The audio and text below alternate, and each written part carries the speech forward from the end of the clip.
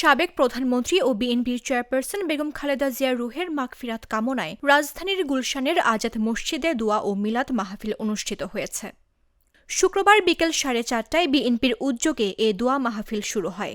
এতে বিএনপির ভারপ্রাপ্ত চেয়ারম্যান তারেক রহমান উপস্থিত ছিলেন। এছাড়া দলের মহাসচিব মির্জা ফখরুল ইসলাম আলমগীর, জাতীয় স্থায়ী কমিটির সদস্য ড খন্দকার মোশাররফ হোসেন, মির্জা আব্বাস, ড আব্দুল মঈন খান, নজরুল ইসলাম খান, অধ্যাপক ড AZM জাহিদ হোসেন, সিনিয়র যুগ্ম মহাসচিব অ্যাডভোকেট রুহুল কবির রিজভী আহমেদ, যুগ্ম মহাসচিব শহীদ উদ্দিন চৌধুরী অ্যানি, ঢাকা মহানগর উত্তর বিএনপির আহ্বায়ক আমিনুল হক সহ বিএনপি ও এর অঙ্গ ও সহযোগী সংগঠনের বিপুল সংখ্যক নেতাকর্মী এবং সাধারণ মানুষ উপস্থিত ছিলেন। দলীয় সূত্র জানায়, মিলাদ শেষে খালেদা জিয়ার বিদেহী আত্মার মাগফিরাত এবং দেশের শান্তি ও কল্যাণ কামনা করে বিশেষ দোয়া করা হবে।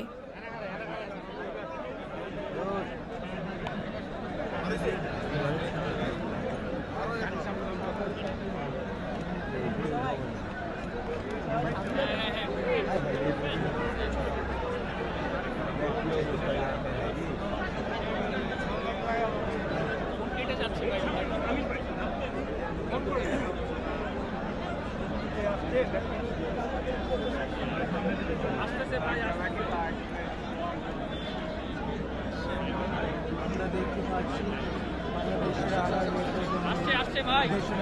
বাংলাদেশের আগমন করতেছেন।